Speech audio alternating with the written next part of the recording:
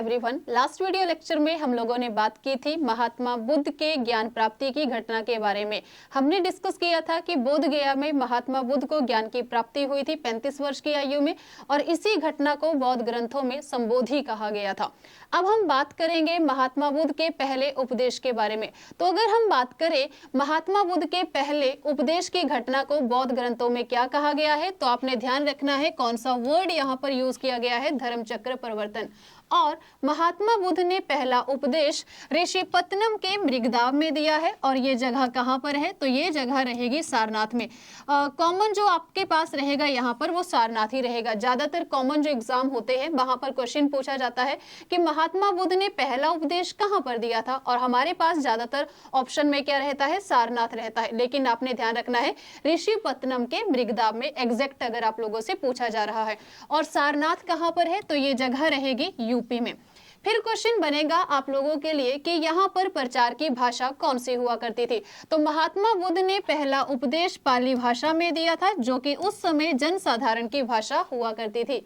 और इस पहले उपदेश का वर्णन कहाँ पर किया गया है, तो आपने ध्यान रखना है कि पहले उपदेश का वर्णन किया गया है सुत्त पिटक के संयुक्त निकाय में। सुत्त पिटक के संयुक्त निकाय में पहले उपदेश का वर्णन जो है वो किया गया है। अब हम बात करेंगे कि महात्मा बुद्ध ने पहले उपदेश के दौरान कौन सी बात कही। देखिए, जब हम डिस्कस कर रहे थे महात्मा बुद्ध के घर छोड़ने की घटना के बारे में, तो मैंने आप लोगों को एक बात बताई थी कि महात्मा बुद्ध ने अपना घर उस समय इसलिए छोड़ा था क्योंकि वो जानना चाहते थे कि संसार की जो इतनी सारी समस्याएं हैं इनका कारण क्या है, इनकी जड़ क्या है, और इनको खत्म कैसे किया जा सकता है। यानी कि वो सत्य की खोज करना चाहते थे। तो यहाँ पर महात्मा बुद्ध ने जो पहला उपदेश दिया ना, वो भी किस चीज से रिलेटेड रहेगा, वो भी रहेगा सत्य से रिलेटेड। तो आप देखिए, महात्मा बुद्ध ने जो पहला उपदेश दिया, इसको हम क्या बोल रहे हैं, चार आर्य सत्य बोल रहे हैं।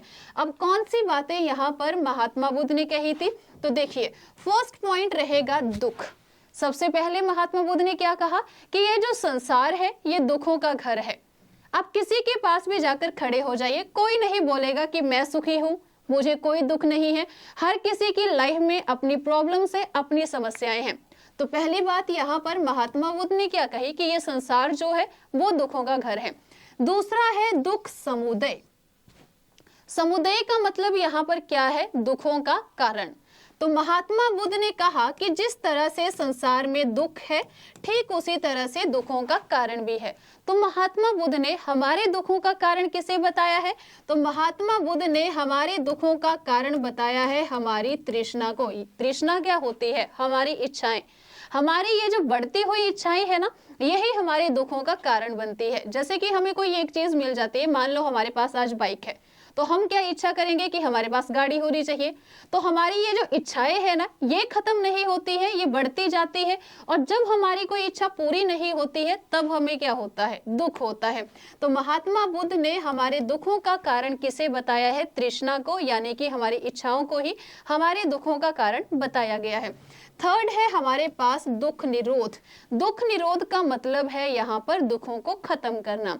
तो महात्मा बुद्ध ने कहा जिस तरह से संसार में दुख है, दुखों का कारण है, ठीक उसी तरह से दुखों का निरोध भी संभव है। ऐसा नहीं है कि दुख कभी खत्म ही नहीं होंगे, दुखों का अंत करना जो है वो भी संभव है। हम दुखों को खत्म कर सकते हैं। तो महात्मा बुद्ध ने कहा कि अपनी इच्छाओं को कंट्रोल करके, अपनी इच्छाओं को खत्म करके हम दुखों को खत्म कर सकते हैं। और जब हमारे दुखों का अंत होगा तभी तो हमें निर्वाण की प्राप्ति होगी, जो कि बौद्ध धर्म का सर्वोच्च लक्ष्य है। क्या कहा महात्मा बुद्ध ने कि जब हमारे दुख खत्म हो जाएंगे ना, तभी तो हमें निर्वाण की प्राप्ति होगी। और यही निर्वाण जो है वो यहाँ पर बौद्ध धर्म का सर्वोच्च लक्ष्य बताया गया है। लास्ट है यहाँ पर दुख निरोध गामिनी प्रतिपदा। दुख निरोध गामिनी प्रतिपदा का मतलब क्या है कि महात्मा बुद्ध हमें एक ऐसा रास्ता बता रहे हैं जिस पर चलने से हमारे दुखों का अंत हो जाएगा, या हम बोल सकते हैं कि हमारे दुख एटलीस्ट कम हो जाएंगे। तो महात्मा बुद्ध ने ऐसा कौन सा रास्ता बताया जिस पर चलने से हमारे दुख जो है वो खत्म हो जाएंगे। तो उस रास्ते को हम नाम देते हैं अष्टांग मार्ग का, या मध्यम मार्ग भी इसी को बोलते हैं। यानी कि महात्मा बुद्ध ने यहाँ पर हमें एक बीच का रास्ता बताया जिस पर चलने से हमारे दुख खत्म हो जाएंगे। अब आप देखिए यहाँ पर महात्मा बुद्ध ने ये जो लास्ट पॉइंट हमने पढ़ा ना, दुख निरोध गामिनी प्रतिपदा, इसी के अंडर महात्मा बुद्ध ने दुखों को खत्म करने के लिए 3 स्कंद बताए हैं। 3 स्कंद कौन से?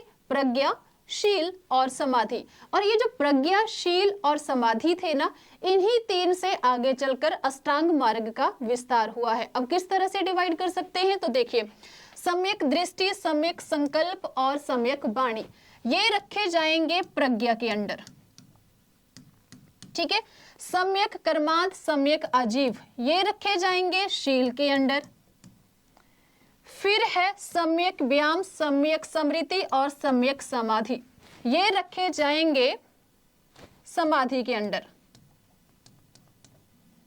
ये रखे जाएंगे समाधि के अंदर, ठीक है।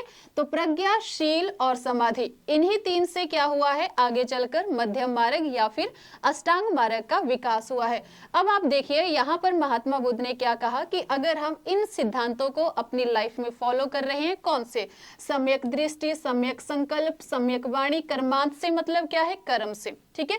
सम्यक आजीव, आजीव क्या है यहाँ पर? आजीविका, कि हम किस तरह से अर्न कर रहे हैं, किस तरह से कमा रहे हैं। पैटर्न क्या है? ईमानदारी से कमा रहे हैं, ये कहीं पर चोरी कर रहे हैं, भ्रष्टाचार कर रहे हैं, वो हमारी इनकम का सोर्स है, ठीक है।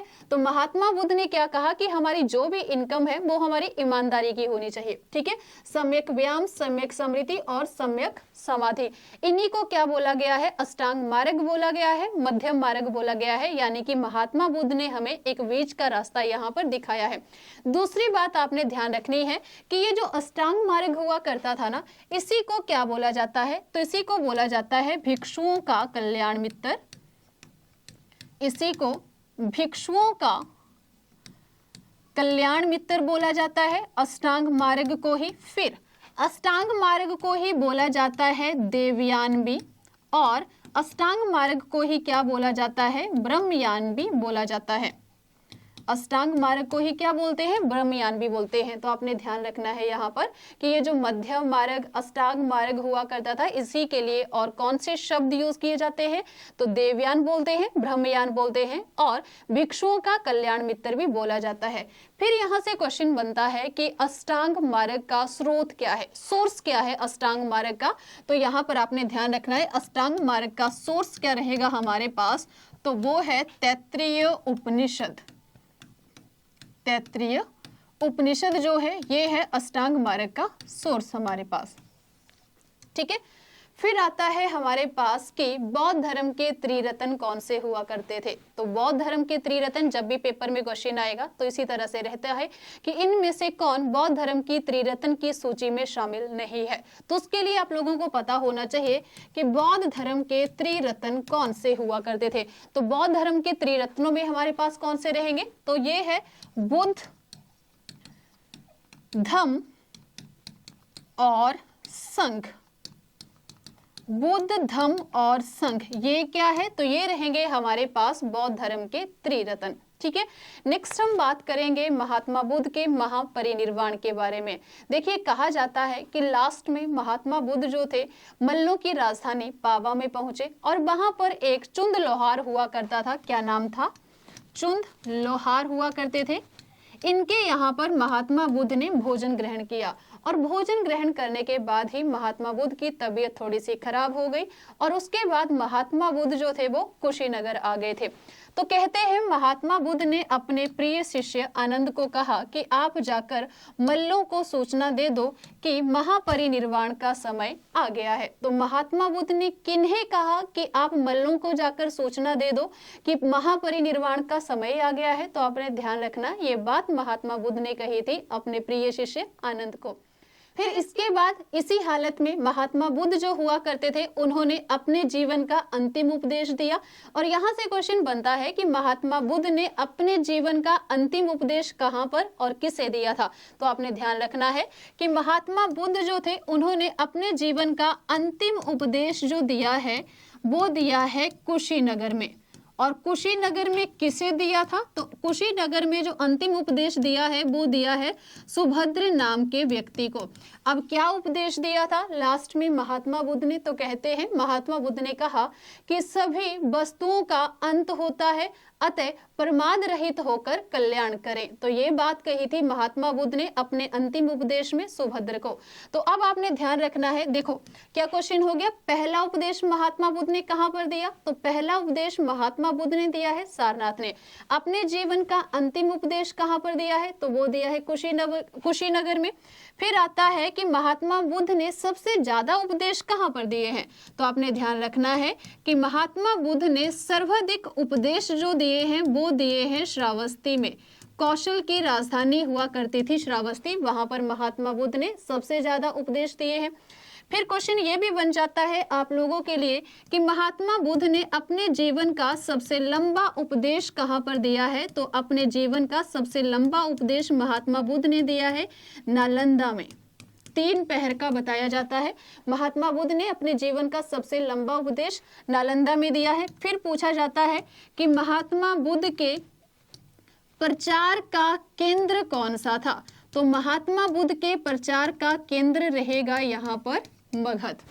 ठीक है, तो ये कुछ इंपॉर्टेंट पॉइंट्स है जो आप लोगों ने याद रखने हैं।